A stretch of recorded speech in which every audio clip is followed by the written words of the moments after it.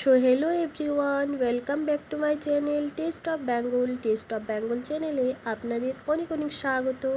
তো বন্ধুরা, আজ আমি আপনাদের কাছে শেয়ার করছি এমন একটি খাবার রেসিপি যেটা আপনারা যদি সপ্তাহে একদিন বানিয়ে খান তাহলে কিন্তু খুবই তাড়াতাড়ি ওয়েট লস করতে সাহায্য করবে, এমনকি শক্তি বাড়বে। এই খাবারটি আপনারা আপনাদের বাচ্চাদেরও দিতে পারেন, টিফিনে বানিয়ে খুবই ভালো হবে। আর স্কুল অফিসের টিফিনের জন্য বানিয়ে নিতে পারেন। বন্ধুরা, এই প্রোটিন স্যালাড রেসিপিটি বানানোর জন্য প্রথমে এখানে দেখুন আমি নিয়ে নিয়েছি একটি ক্ষীরা। তো ক্ষীরাটার প্রথমে খোসাটা ছাড়িয়ে নিলাম ভালোভাবে, দিয়ে এখন ক্ষীরাটাকে একেবারে কুচি কুচি করে কেটে নিচ্ছি। আমি এখানে কিন্তু একটা ক্ষীরা অ্যাড করছি, আপনারা যদি বেশি পরিমাণে বানাতে চান তাহলে এর চেয়ে বেশিও অ্যাড করতে পারেন। বন্ধুরা, আজকের আমার এই রেসিপিটি আপনারা কেউ স্কিপ না করে প্রথম থেকে শেষ পর্যন্ত দেখে নেবেন। আশা করছি আপনাদের বেশ ভালো লাগবে। ভালো লাগলে লাইক কমেন্ট শেয়ার করে অবশ্যই জানাবেন, আর চ্যানেলটিকে সাবস্ক্রাইব করে আমার পাশে থাকবেন।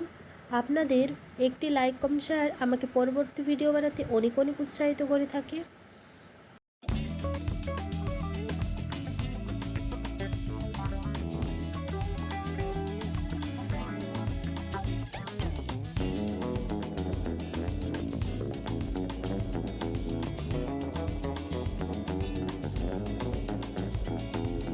তো ক্ষীরাটাকে কেটে নিয়ে একটি প্লেটের মধ্যে রেখে নিলাম, দিয়ে এখন আমি একটি পাকা টমেটোকে ধুয়ে নিলাম, দিয়ে পাকা টমেটোটাকেও বেশ ভালোভাবে কুচি কুচি করে কেটে নিচ্ছি। বন্ধুরা, আপনাদের না অনেক অনেক ধন্যবাদ জানাই, কারণ আজকে আপনাদের সাপোর্টের জন্যই আমি অনেকটা এগিয়ে যেতে পেরেছি, আর আশা রাখি পরবর্তীতে অনেকটাও এগিয়ে যেতে পারবো।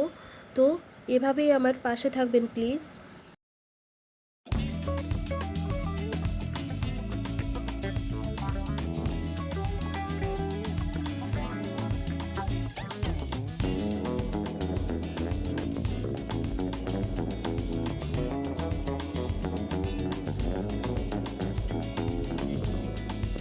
দেখুন, টমেটোটা কেটে নেওয়ার পর এখানে আমি একেবারে কুচি কুচি করে পাকা লঙ্কা কুচি করে নিলাম, দিয়ে এখন দেখুন একটি প্লেটের মধ্যে সমস্ত কিছু সাজিয়ে রেখে নিয়েছি।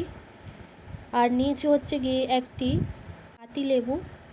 এই রেসিপির জন্য পাতিলেবু লাগবে, তাই আমি একটা নিয়ে নিয়েছি এখানে। আর নিয়েছি দেখুন ছোলা সেদ্ধ।